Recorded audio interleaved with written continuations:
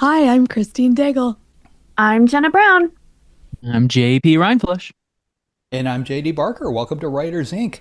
So I'm trying. We just started the press train for the new 4MK book, which is Yes. awesome. Yeah, I just got it right up in USA Today, which was pretty cool. Yeah. But I'm trying to redo my podcasting, like my like just the look of it. So like I was picking Kevin's brain. I got blinds on all the windows in my office. I set up an LED light, so I'm lighting it differently. I ordered like right now. I guess you can see my last book is sitting up behind me on a shelf. Which looks cool when I have them, but like I'm not going to actually have this book for like another 4 months. So I'm trying to come up with something else, and like I keep printing like random things. I've been at my local FedEx Kinko's office like 4 times this week. Like I've got, I don't know Yeah, if you I can see see it, but that there's a stack back. There's a giant poster for the new book back there. giant I book. keep trying different things in this spot. I tried loading the cover on an iPad. Just so I would have that behind me, but that looked really weird on video. So I'm trying to figure that out. I think you need a life-size cutout of somebody. I just have to think who it is. Well, they're casting the 4MK TV series, but like I'm not allowed to say who's in it yet. So that would be cool though. I'd Yeah. love to get a giant cardboard stand up for that. When you can make the announcement, I expect a cardboard figure behind to be the Yeah. Yeah, reveal. get it printed out Yeah. and then put like black over it so it looks like a silhouette, and then the reveal you can pull the black off of it. Yeah. Very There you dramatic. go. There we go. That's cool. All right. Well, we are missing Kevin. Kevin is Yeah. somewhere. Where it's like playing Where's Waldo, but where's I don't Kevin? know. Like, we Yeah, know where he's he is. driving Somewhere on the Texas eastern to seaboard. Pennsylvania. Yeah. He said where Pennsylvania. he was last night. I don't remember where that was. I don't remember either. I'm He gonna was still look in it up. Texas last night, right? Like he said they drove for like Texarkana? Where's that? yeah. I don't even know what don't that Isn't is. that like Texas and Kansas? It's and like there's like a or maybe Arkansas. It's like somewhere in there. I don't know. Right. Sure. Someone will tell us. All I'm not right. good at geography. That was my I'm worst not subject. either. I never really understood like Texarkana as like an actual real place, but also like I think it's just like the states smashed together. I don't know. You go. I've learned everything I need to or that I know about Texas. I think from watching that TV show Dallas back in the day. Like that is my total exposure to Texas. That and I've been in and out of the Houston airport a million times because I that seems to feel be like like the hub for everything. I Yeah. feel like that probably sums it up. Like I feel like you actually Perfect. have a nice, well-rounded education about Texas. Yeah, I'm pretty sure everybody wears cowboy hats. They all have like bull horns on the front of their cars. Yep. Big I hair. think that's a thing. Big hair. Yeah. Big Yeah. hair. Yeah. It's actually just like you step over the border into Texas and immediately everyone is like that. Yep. Yeah. Yeah. It's crazy. All right. Well, JP, you are officially Kevin today. What is in the news? Great. I'm so excited. The publisher enlists bookfluencers to choose its titles. Is it working? This is an article from the LA Times, and they say that Bindery Books flips the traditional model by using book influencers as acquiring editors, letting tastemakers with built-in online communities champion titles, often by overlooked authors from acquisition through launch. The approach prioritizes real-time reader engagement over prediction. Influencers solicit community input early, promoting authentically and staying close involved editorially, giving most authors more support and visibility than they often get at legacy houses. Industry watchers see it as a promising but still unproven path, especially resonant with Gen Z, raising questions about scalability, but pointing to where publishing may need to go to stay relevant. Ooh. So I'm looking at this. If you take a step back, what this really means is they're testing all these books before they actually come out, which means your marketing budget and everything going behind it might be 100% like based on the feedback that these people are getting. So if you don't get traction with those influencers at the get-go, like they may decide to pull back on your marketing budget before the book even comes out. Yeah, they might. Yeah, this is kind of, it reminds me of, I read this article a while ago, but it was sort of like this is Reese Witherspoon's Hello Sunshine model, where, she launched her production company at the same time as the book club, and she basically uses the book club to test which books do really well that she then puts into production for the movies or shows, which did really well. if it does well, but like you said, if it doesn't, then Yeah. maybe it won't. Yeah. Yeah, this is really fascinating. I've been seeing it on the mostly on TikTok because it's really prominent over there. I think House of Frank was one of the first four that came out through this model. It's really fascinating. Not something that I personally want to pursue right now, but definitely I really like the idea of pairing the author up with a tastemaker, which is your influencer, basically, that really tries to push and promote your book. I think that that's a fascinating way to involve influencers so that the author doesn't have to become the one and only influencer for their book. Yeah. So they're essentially the acquisition editors. So the books are getting submitted as possibilities and they are picking and championing the one that they love, right? Yeah. And then testing before production. It's an interesting model. It is. Uh, I can see maybe how, I think sometimes about how books kind of start with like a really small but fanatic fan base, and then it kind of grows from there, and how, that's actually like a really sustainable, I instead of, kind of going broad, like just sort of building out from there. And I could see how this might help spark that with some authors, just get a really devoted fan base and then expanding out from there. I mentioned at the beginning of this, I've got the prequel coming out for the 4MK series. So one of my first phone calls was to an influencer. Oh, And wow. we've been going back and forth for about 2 weeks now, and she roped in a couple of other influencers, and we basically have a think tank of, like, this is what we need to put together from a packaging standpoint. This is what we need to send everybody. This is the kind of messaging we want to create to get them excited about it. And the influencers themselves are helping me put all that together, and then we're going to disseminate it on like a broader scale. So I'm guessing they're doing something similar to that. So. Yeah. Looking back on it, I mean, that is a totally different model than I would have done 5 years ago. Like, I would have never started with the influencers. They were usually, on the mailing list, and that was it. Like after I already targeted, traditional media. So that's definitely flipped. yeah. Yeah. And I think it might be a way of getting back to that authenticity that TikTok had early on before, when people were just promoting because they love books instead of really doing it because they're getting paid to do it. So if they're doing this from step one, it's because they really love this book. And I think that's because, people are a little burnt out on hype books that don't live up to the hype. So I can see like why they would do this and want to get back to people authentically loving and promoting books. Yeah. Yeah. Yeah. Interesting. I'm curious to see how it goes. I think there's some opportunity there. Yeah. Yeah. Cool. Up next, Audible now lets you read along with your Kindle books. This is from Publishers Weekly, and Audible has introduced Read and Listen, which is a feature that syncs word-by-word highlighted Kindle text with audiobook narration inside the Audible app, letting users read and listen at the same time. Access requires owning both formats separately. Users must already have the matching Kindle ebook and Audible audiobook. There is no bundle through Prime included. Ebook can qualify. Audible says feature boosts engagement and comprehension, citing internal data and surveys showing higher content consumption and improved retention. Yeah. Thoughts? I'm honestly going to try this with my daughter because she's still Yeah. struggling with reading. And like when I read to her at night, I always use my finger and kind of follow the words and things like that. I think this could be huge at least for me. I mean, and I'm going to take advantage of it. I remember having books like this as a kid, like on tape, where you would read and listen to the tape. So I think that's cool. But yeah, this seems to be like a back and forth with Spotify, because Spotify just did that, right? Syncing with the physical books, and now Audible is answering back. So it seems to be some of that competition between the two of them. Yeah. Do you think you could do this though? Because like I don't think my brain would let me do it. No. Like focus on the words and listen at this. Like it's almost like a not enough stimulation or something all at once. I don't want to do that. I listen to audiobooks when I'm driving or walking, and then when I'm sitting and relaxing, I want to read, and I don't need to listen to it. But I think, if you're an English language learner, or if you're a child, I can see how this would be really useful. Yeah. Or Or learning another language. non-neurotypical. Yeah. Or non-neurotypical. Non-neurotypical. Yeah. I do sometimes really like doing both at the same time, just because it helps me keep focus on the story.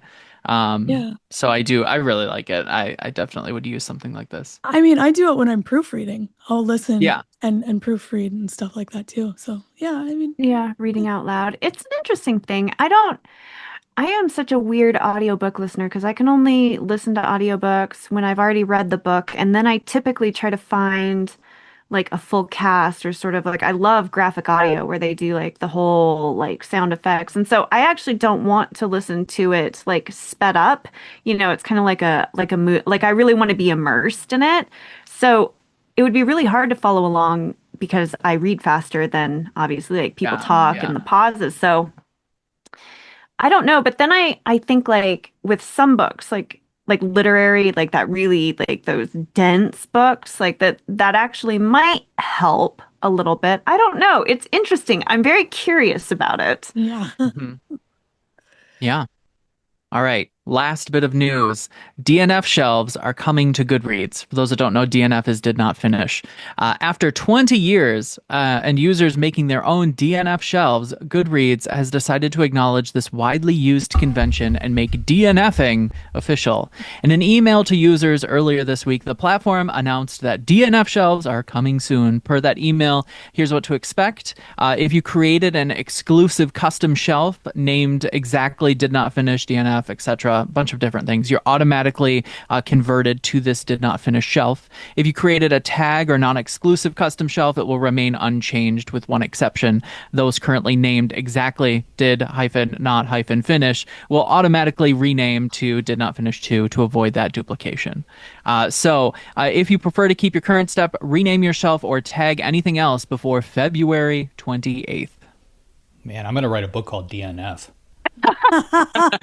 Perfect. Get that out there. I'll be on everybody's shelf. You know, I am so fascinated by this because as anyone who's used Goodreads knows, like they have refused to do any updates or like make their site usable for like 20 like forever. Goodreads, like I like Goodreads and I've used it for so long that the idea of changing is like so daunting. But also like I think I was trying to find a book and it that started with this instead of the, but every other word, including the author, was correct and it said doesn't exist. Like, why Goodreads? Like, why?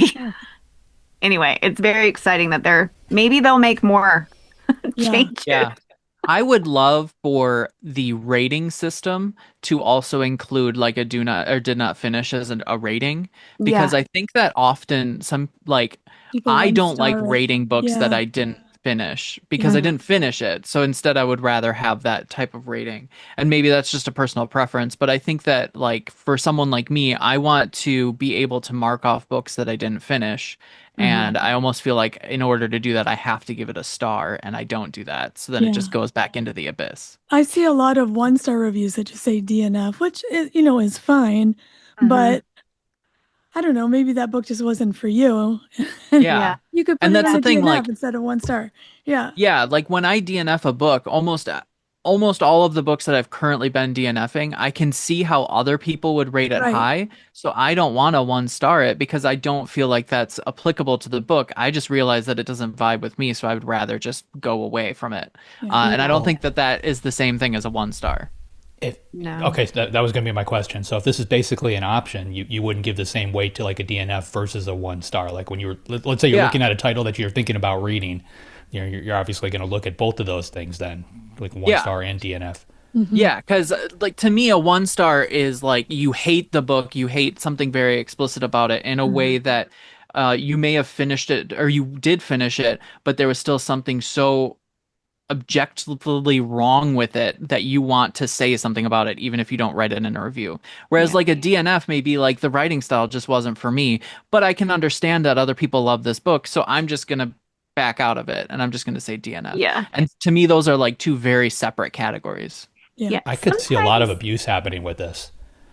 Yeah. Like, Well, I wish Goodreads had. I mean, Goodreads is owned by Amazon. They should be Yeah. able to tie this back to a verified purchase. So, like, I'm thinking that if somebody's going to take off DNF, they should have to. Oh. Basically, Oh, it should be yeah. a verified People have purchase. abused it with they one have, but stars. I don't know if you've Yeah. seen this. They did do an update, and I don't think they talked about it, but I was reading a book and I was reviewing it, and it's an arc and it comes out. And before it would let me give it a star review, it made me say how I had the book. So it actually, like, a pop-up screen came up. This is really new. It's never happened to me before on Goodreads. And it said, like, I got this from the author, from NetGalley, from the publisher, and it would not let you leave a star review until you chose one. Now it's not like really all that. Right. 'Cause Was it a tomorrow, pre-release? Like, but yeah. were you leaving a review before the book was actually released? Yeah, yeah. I wonder if that's the exception. And so, yeah, that was actually really interesting though, because that's been a complaint, is that, people will review bomb before a book comes out. And so it looks like they added this. Now, I mean, it's obviously easy to bypass because they're not like making me submit like a picture of the book, but it's more guardrails than they've ever had before. So I thought that was really interesting. No, I think honestly, your first comment is really valid. Like, Goodreads has not made any change whatsoever in a decade. And now all of a sudden they're making a change. And like, Amazon originally bought Goodreads just to keep them under their thumb. They were, it was growing too fast and had a big hold on their particular market. So they just bought it to keep that, from getting out of their control. So I'm wondering if this means that they've got a shift over at management and they've decided that Goodreads is, should become something more than what it actually is right now. Yeah, I think that there have been a few apps that are actually finally threatening them too. Yeah, Storygraph is one. Storygraph is really making Yeah. some headway. So I'm kind of wondering if maybe that also has something to do with it, but it's interesting. Yeah. Yeah. You know that manuscript you've been editing for the past year?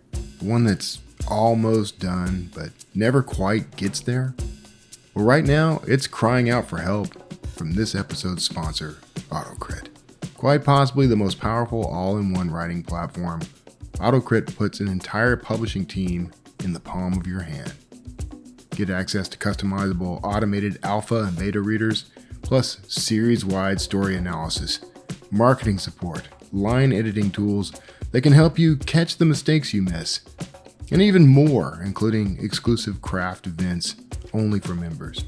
The value is insane, and right now you can grab lifetime access for just one payment. No monthly fees, no usage limits, no caps, no tokens. At AutoCrit, unlimited means unlimited. It's time to finish your book. Start making real progress, escape revision limbo, and publish with confidence story after story. Check out autocrit.com/JD to save 50% on lifetime membership right now. That's autocrit.com/JD. Okay. JD, who is up this week? This week we've got Ian McGuire on. Ian's the author of numerous novels. He's also an instructor at the University of Manchester Center for New Writing. His latest book is called White River Crossing and it releases February 24th. Here he is, Ian McGuire. Well, thank you so much for being here. I'm so excited to talk to you today. Oh, hi, Jena. Thanks for having me on the show. It's great to be here. Yeah, we're going to talk a little bit about the book, which was just an absolute delight to read. Anyone who loves historical fiction, particularly with like those tense thriller sort of tendencies, I think will really appreciate this conversation. So, yeah, let's dive right in. Yeah, so what is your writer origin story? How did you get started writing? I mean, I've always, I think since I was a teenager, I was always wanted to write. I think I remember sort of saying that to someone when I was probably about 18, but I think I didn't really know what kind of thing I wanted to write, really. I think I started off thinking I might become a journalist, but then I studied English literature at university and just sort of, I mean, I was already kind of very much into fiction, I think, and poetry, and then studying at university just reinforced that. Kind of fell in love with the kind of literary tradition. Britain and also American novel became very important to me. So yeah, that was how I started, and I suppose since then I've always had sort of two parallel careers. So I've been an academic, and I still teach at university and teaching not just creative writing but also American literature. But then I've always been also writing fiction at the same time. So I think I thought the first right at the beginning probably quite a clever decision that writing was a good thing to do, but it doesn't always make money. So it's good to have a second career, and so I've managed to have both at the same time. And it's for me, I've been very fortunate that it's worked out. It's worked out well. The lean times when I haven't been making any money for the writing, I've still had a monthly paycheck. So it's worked out quite nicely for me. Yeah, and I imagine that sort of being immersed in literature too, just sort of day in and day out, sort of like feeds that creative part as well. It does. That's absolutely. And I think that's one of the great privileges of teaching at a university is you just get to live with these great works again and again. Every year you reread them and teach them and find something new, and they just kind of enter your bloodstream, and it's really good. It's really good for a writer as well, just to live with those classic texts. So yeah, that has been hugely helpful to me as well, I think. Yeah. So how do you sort of, I guess, balance, an academic career and a writing career? I mean, overall, it's been fine. I mean, there've definitely been periods where I felt it's been tricky. I think periods of my academic career, it's sometimes it gets very busy and there's a lot of pressure, and then if you're trying to write something at the same time, it becomes kind of frustrating and difficult. But overall, it's been great, I think. I mean, I work at a university where you're encouraged to write and to research, and my writing counts as research from their perspective. So that's sort of built into my contract that I'm supposed to be doing that and supposed to be producing work. So there's an encouraging environment, and now I work primarily within the creative writing program. So I've got other writers around me who kind of, so we have a little kind of group and community which helps each other out. So it's worked out really well for me. But I do think I've been lucky. I've been lucky in the people I've worked with, and lucky with the institution I've worked in as well, that it hasn't felt like I'm just being squeezed and trying to do too much at the same time, really. Yeah, that actually sounds pretty amazing to be able to have that support, particularly with being able to research, which we'll get into it in just a second. So as you approach this, great behemoth of writing, you have your research, but when it comes to actually writing the novel, there's people always approach it very differently. Do you find that because you are doing sort of that more research-oriented type of writing that it lends itself to outlining, or do you tend to just sort of, go in there and see what happens and Yeah. I mean, I think you're right. Those are the two poles, aren't they? And different Yeah. writers, some people plunge in and just find their way to the end by hook or by crook, and some people plan everything out in tremendous detail. I guess I'm halfway between those two poles. I definitely like to have a plan. So I will have a plan, and the plan, particularly in the sort of first few chapters or the next chapters I'm thinking on, can be quite precise, and then it gets slightly vaguer. But also, over the years, I've realized that my plans never work out the way I intended to do. So I have a plan, but I kind of know that it's not going to work. The novel isn't actually going to look like the plan, but it's still important to have a plan. I definitely think I couldn't move without having a plan. But at the same time, I have to recognize that when I actually try and do what's in the plan, I quite often realize that actually that doesn't work. Or that idea which seemed good in abstract, when I actually try and make the characters do the things that I want them to do, that I realize that they're not going to do those kind of things. They want to do something different instead. So I'm forever throwing away my plan and writing a new one, and then maybe that'll get me through another few chapters, and then I'll have to throw that away, and so on. So it's that's how I work. It's a bit I've got used to it by now. I suppose at the beginning I used to think that was a problem, but now that's just the method that I use. The method and the madness. Yeah, I imagine. I imagine. I kind of think like historical fiction feels a little bit daunting, because even though the stories themselves may not be, the details or the inner workings may not be true, a lot of the people tend to be true. So there is sort of, I guess, a guiding framework when you initially start. Um, Yeah, yeah. I mean, I think there's another kind of spectrum there in terms of historical fiction and historical novelists. On one end of the spectrum are people who are very, very invested in everything being as accurate and precise as possible, and the other people who are it's sort of fun, and that's the background. And if I need to change things or tweak things or just utterly do something that would never have happened, that's fine because I'm just trying to create an enjoyable novel. So mhm. I'm definitely more towards the historical accuracy end of the spectrum. I mean, whenever it's possible, I try and know how things would have worked or things would have happened, and to have that happen in the novel. Partly just because it gives me a sort of added confidence. I think if I feel this is true, this is real, I feel like the story has a kind of weight to it.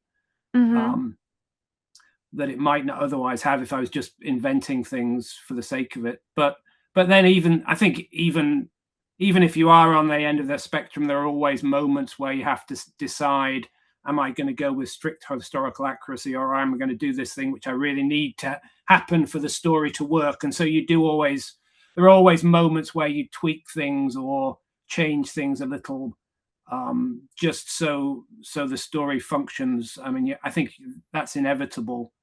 um, I mean, Yeah. I think the writer who is kind of probably I think of as being most on that end of the spectrum is Hilary Mantel, the kind of the British writer who wrote kind of Wolf Hall novels about Henry VIII and Thomas Cromwell. But even she made up a few characters because she had to have these characters to do things. So everyone tweaks a little bit. It's just how far you want to go in that direction, I think.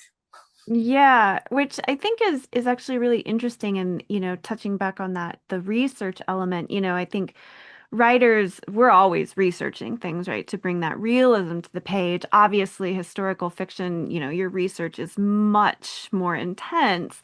So how do you go about sort of like tackling that research and then balancing, that accuracy with the story? I mean, you kind of mentioned tweaking little things there, but how do you personally kind of decide like where to lean heavier towards the research and where to lean heavier towards the creative? Well, actually, I mean, one of the things I usually discover when you do the research is how much is not there. So when you're doing this historical research, you tend to discover, and I think as a novelist, you tend to be drawn to the gaps, to the things which are not in the historical record. And then that's where you can kind of invent, and that's where you can explore, and that's where you can offer something which a historian can't offer because there is no evidence of that. So my most recent novel, in White River Crossing, the gap that I wanted to explore was the relationship between the Englishmen who were in Canada and employed by Hudson Bay Company, and the indigenous people that they worked with or knew. And in the sources that I encountered, there's plenty of information about the indigenous people, but there's not much sense of what those relationships were actually like, and how on a day-to-day basis did they get on, and who was in charge, and how did those power relationships work, and what if they argued, what happened. So that was what I was most interested in. And in some sense, all the research happened around that, and that central question was just something that I had to figure out for myself, really. Yeah, I love that, being drawn to the gaps. It sort of touches on like, I think all writers sort of start with a what if, right? And so, Yeah. yeah, that gap is the Yeah. what if.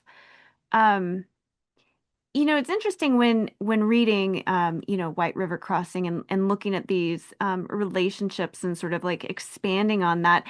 How do you decide, what you're going to write next? Where do these ideas come from? Well, I think when I start or think about starting a new novel, it's always a kind of messy process for me. I mean, I usually will have a couple of ideas, a couple of vague ideas. So um, I'll start exploring one or two, and then what usually seems to happen is, the first idea that I try, for some reason it doesn't quite work out. I mean, that seems to always happen. Um, I can sometimes spend quite a bit of time sort of looking into something and thinking about what the story might be like, who the characters might be like, but then sometimes you feel like it's not going to hold together, or there's some problem that I can't resolve. So you go to plan B. So White River Crossing was definitely plan B. It wasn't my first. And actually, the weird thing about White River Crossing is that all I had in my notebook was a fort in winter. That was the only sentence. So Oh, I'd wow. written that down at some point, and I was like, "Oh, what on earth did that? What on earth did I mean by that? And why did I think that was a good idea for a novel?" So that with that sentence, I just then started thinking, well, where could this fort be, and who could be living in it, and what might the stories be around the people who are living in it. And weirdly enough, that those few words led me to the novel in the end, through a process of just reading and thinking and following up various leads. Wow, that's actually quite impressive because, I mean, the fort is real and many of the people are real and like that's very documented so that you just sort of were like, well, let's see what happens. Do you just sort of start kind of diving in and think of a time frame and then just do a broad sweep of different forts in the area and see what kind of stands out? Well, the thing that led me from that phrase, which is gives you almost nothing to actually a story, was another book. I mean, Cormac McCarthy famously said books always come from other books, which I think is sort of Yeah. true. So in this case, my book came from a book written published in 1795 by a man named Samuel Hearne, and it's a story of him walking from this Hudson Bay fort where the novel begins to the north coast of Canada, of what's now Canada. So he was the first European ever to make that journey. He made it alone on foot, alone, but accompanied by indigenous guides. So it's an amazing kind of travel story, and a story of sort of survival and endurance. But again, a story which has lots of interesting gaps in it as well. Yeah. So that gave me an idea of a story structured around a journey. And then in that book, he was sent north because they believed there were copper deposits. So he thought he was going to find a copper mine. But in the novel, I change it to gold instead, because gold seemed much more much more interesting than copper. Much Yeah. more exciting. So that the excuse is they're going to look for copper, but what they're really doing in the novel is looking for gold. So yeah, Hmm. once I read Samuel Hearne's Journey to the Northern Ocean, that gave me the structure, and it began to give me some of the characters as well. I mean, the novel in the end is quite different from Journey to the Northern Ocean, but once I got my hands on that book, I felt I could definitely move forward, and everything became quite clear to me at that point. Yeah, I can see sort of like how those would be parallel and kind of get that Yes. sparking those ideas. When you're talking about, sort of writing this and it, books lead to books, and when you're doing your research, obviously historical documents outside of diaries tend to focus on events, right? Like it's this happened and then this happened and then this happened. And obviously when you're writing a story, the events are almost secondary to the characters, right? You need those characters to feel like they live and breathe. So how do you get into the minds of your characters, particularly when they're based on real people? Yeah, I mean, I think you're absolutely right about that. That these records, don't give you the kind of emotional or psychological detail that you need as a writer to build up as characters. So I think, I mean, as a historical novelist, you're trying to kind of imagine and identify yourself with characters who are very different from you. They lived a long time ago. They may come from very different sort of cultures, and their lives are utterly different from yours. So I think for me, the only way you can do that is if you also believe that you do have something in common with these people, that as a human being, you share something in common with these people, even if they're on the surface, they seem utterly different from you are. So that's kind of where I begin, that I can imagine their experience. If I allow myself to think, yeah, it's very different. The way they live is very different. The kind of history is very different from mine, but at the same time, we do have a linkage. So for me, that's kind of crucial. And if I kind of believe that, then I can feel like I can humanize them. I can make them live. So yeah, that's how I go about it primarily. I love that, like finding that commonality, particularly, I guess, do you find that difficult? I'm thinking of one character in particular, and I don't want to go too much into into details for spoiler reasons, but one character in particular who's not exactly pleasant. Um, Sometimes history is, you've mentioned, can seem quite distant from us, and, we kind of like to, I guess, imagine that we're a bit more civilized these days. But how do you handle dealing with those types of events and characters and mindsets when you're dealing with the past? I mean, I think there are, yeah, in terms of sort of villainous characters, to want to put a better word. Yeah, I mean, I think there are two ways I approach that. One, for some kind of villainous characters, or some of the nastier characters in my novels, there are reasons why they're nasty. So there's a kind of history there which sort of explains, may not excuse or justify what they do or how they behave, but there's a reason. Other characters in my novels, there isn't that much of an explanation. I decide for some reason not to offer too much of an explanation.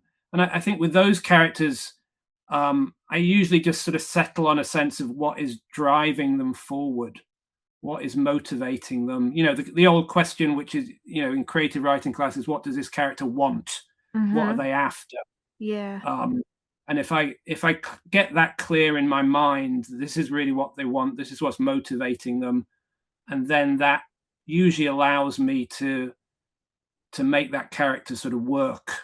And having a sort of nastier or less pleasant character who is highly motivated is quite good, because it gives a kind of motor to the plot, that they're going to go and try and get what they want, whether people get in their way or not. So it pushes everything forward in a way that can be very useful.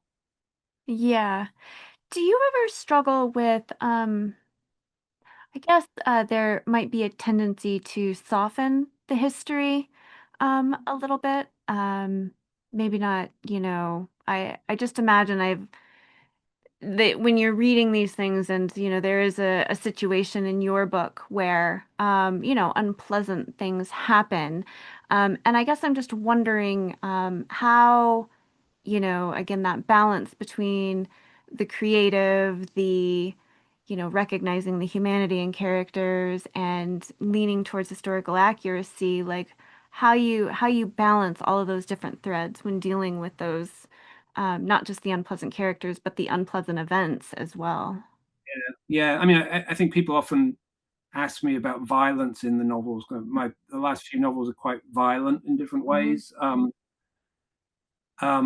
Which some people, yeah, just can't quite. It's too much for some people. But I suppose my answer is usually, I really hope that violence doesn't seem kind of gratuitous or there just to sort of titillate people's interests. I like to think there's always a kind of reason why it's there, and it has a sort of function, thematically a function in the story. I mean, in this novel, it's really a novel about the British Empire in some ways. It's about these Hudson Bay Company men, these white Europeans who are arriving in Canada and inserting themselves often quite violently into these existing cultures with often disastrous effects. So I think in this novel, the violence is there as a kind of the violence of the British Empire, which happened all over the world. You know, Britain took control of these places. It didn't ask permission. It just forced its way in, and it kept control through direct or indirect acts of violence. So the violence of this novel is kind of imperial violence, I think. Even when the violence is not committed by the British people, it's sort of started by them. They disrupt this situation, and it has these unintended consequences which spiral out of control. So that's one way of answering that question. A second way is that I do sometimes have the violence happen kind of off screen. Sometimes I show things straightforwardly, but sometimes, and there are a couple of examples in this novel where we know it's happened, we don't see the blow by blow account, and that's often because some things I don't particularly want to write about. It's quite painful and difficult for me to go there. So I think and there's no particular pressing reason for the story to show everything blow by blow. So you can get dramatically the same effect or even slightly better effect by just seeing the aftermath or realizing what's happened. So though the novels are violent, there are acts of violence which aren't shown, which are just implied. Yeah, I definitely think that there are some very violent parts in the book, and it was really interesting to read, you know, which ones were on the page and which ones weren't, and sort of how you can still feel those emotional ramifications, you know, especially as they ripple outwards throughout the novel. I thought that was a really interesting thing to sort of think about after, you know, reaching the end and kind of processing everything. What, if anything, do you hope readers take away from your work? Well, I hope it's an enjoyable read. I hope it's a kind of entertaining read. But beyond that, I think, as I said, it's a novel about a particular historical moment, and about empire. And I think empire and the ramifications of empire are still with us. Certainly in Britain, I don't think we've completely come to terms with our history and the consequences of that history, and the idea of empire as this extraordinary force which mixes people up racially and in terms of nation. And I think the kind of complexities of the modern world are often a consequence of empire or imperialism. So I feel like, you know, although it's set in 1766, it's about subject matter which is still with us. So I hope people will find that interesting. Yeah, I definitely think that there's a lot of interesting things to pull out of there, things that have happened and things that continue to happen, even if the specific details are a little bit different. But Yeah. yeah, I think that's always an interesting thing when you dip your toes into history, I think. Well, as we wrap up, and man, I have really enjoyed this conversation. I could talk a lot more, but we'd probably get into spoilers, and we don't want that. So No. we do like to wrap up with the same question for everyone, which is, what's one piece of advice you would give to new or aspiring writers? Well, the advice I guess would be, I'm a person who believes in reading as feeding writing. So I guess my main advice would be read widely. And I think the other thing to follow on from that would be, don't be afraid to be influenced by the writers that you really love. I think sometimes people who are starting out are just so attached to the idea of doing something fresh and new and original, and they're scared of being seen as kind of copying something. But actually, for me as a writer, and I think for other people as writers, the moment where you say, that's great, and I'm going to do something like that, can be really liberating and really helpful. And I think if you've got a talent, then your voice will come through even if you're learning and the structure and the idea is borrowed from someone else. I actually really love that. Yeah, I definitely think yeah, you'll inspiration is always good. And like you said, your voice will come through as unique and different if you're working on your craft, no matter For where sure, the yeah, inspiration strikes. exactly, yeah, because it's coming from your experience, even if you're being influenced by another great writer. Yeah. Well, thank you so very much for your time today. It has been a pleasure. Anyone who likes historical fiction should definitely pick up White River Crossing. Thank you, Ian. Thanks, Jenna. It's been great. So, getting paid to have a job and do your book research is like the dream, right? Sort of like Indiana Jones being a professor and getting to run off and do his thing.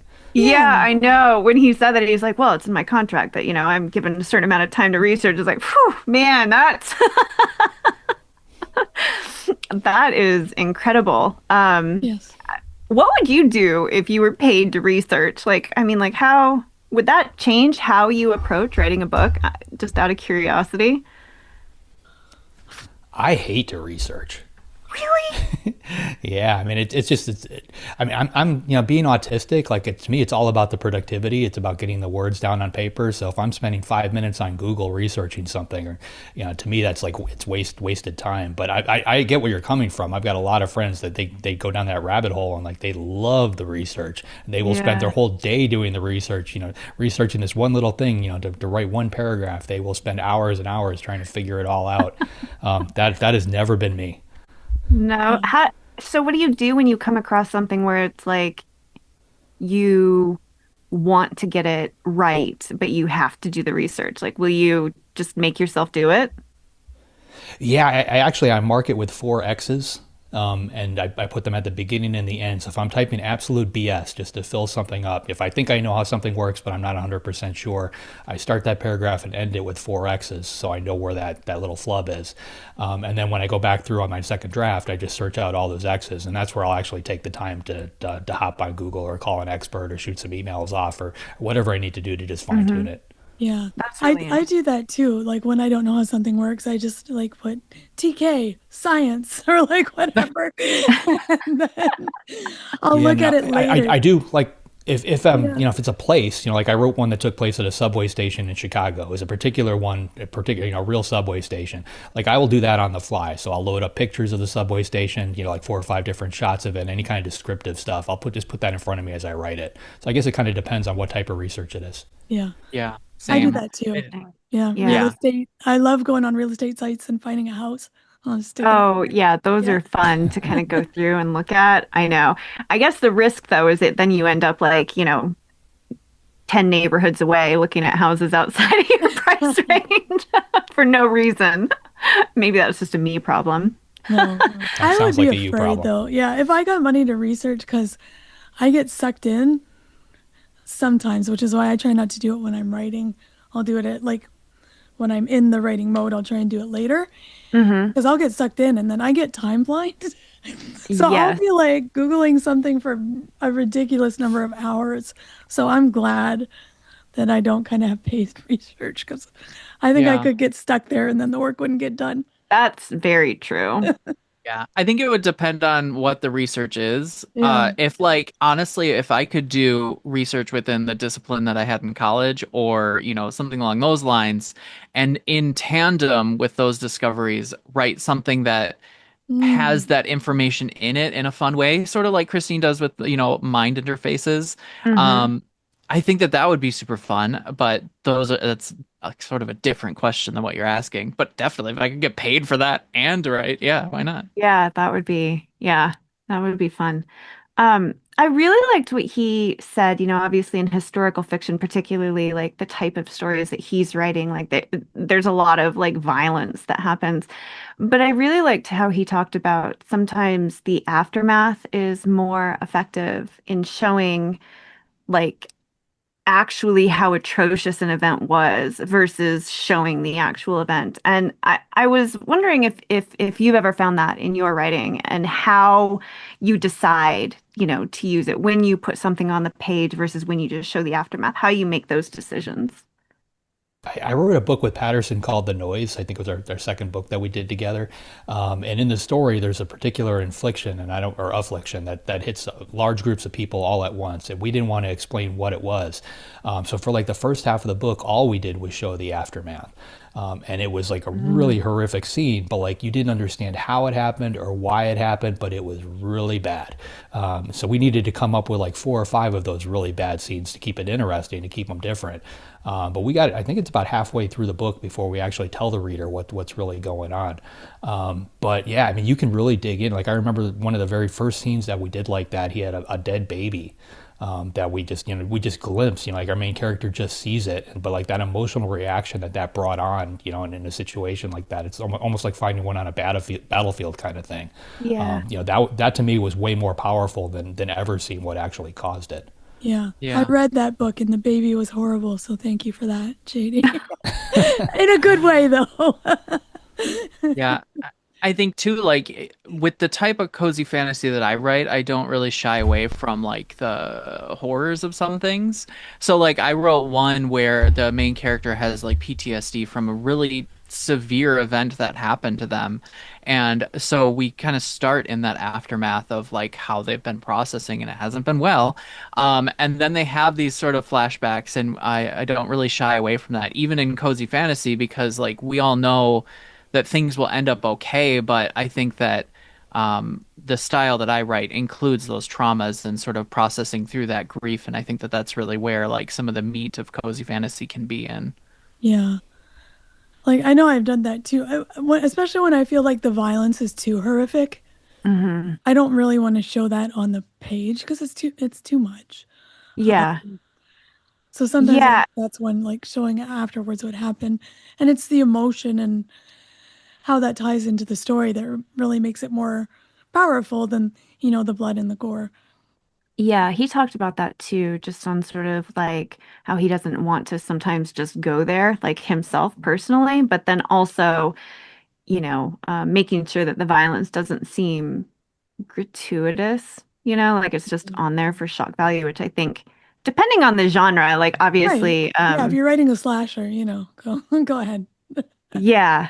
But even then, like it can be too much. So, I guess, well, I don't know that JP really puts a lot of violence in his cozy fantasy books, but A lot of people died in one of them. Maybe you should. you should, yeah, just some nice graphic on the page gore. But for JD and Christine, how do you decide what that balance is when you're putting like violence on the page? Most of the time, the less you show, the better. I try to feed the imagination, so I just come up with these little triggers, like little things that I know are going to basically flower in somebody's head. Because if you get too descriptive, I think it takes away from it. It's not scary, it's not gross, it's not, but there's little things you can just throw out there, like the baby. Like we didn't have to explain how it happened or why it happened, but it's the fact that it was there, looked a certain way, like that just, it tears at you. And that's what you want. And, unfortunately, that's what you want to elicit. Yeah. It kind of reminds me, I read something somewhere recently about, they were talking about showing versus telling, but really it was that you want to invite the reader to be with you instead of like kind of at a distance. And I think that's kind of what you're saying is like you're inviting like the reader's imagination into the world versus you controlling the whole world. I think that's an interesting.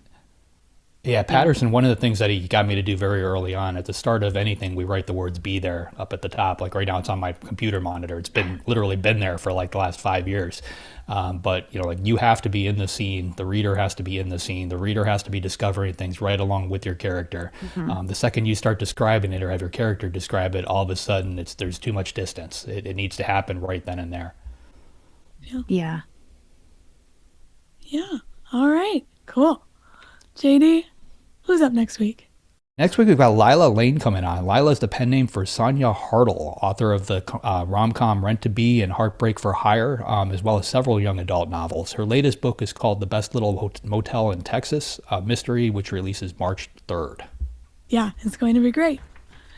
If you'd like to be notified as soon as new episodes publish, make sure you go to writersincpodcast.com and sign up now. We'll see you next episode, and have a great week of writing.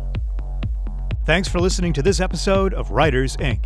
Access the show notes and leave a comment at writersincpodcast.com.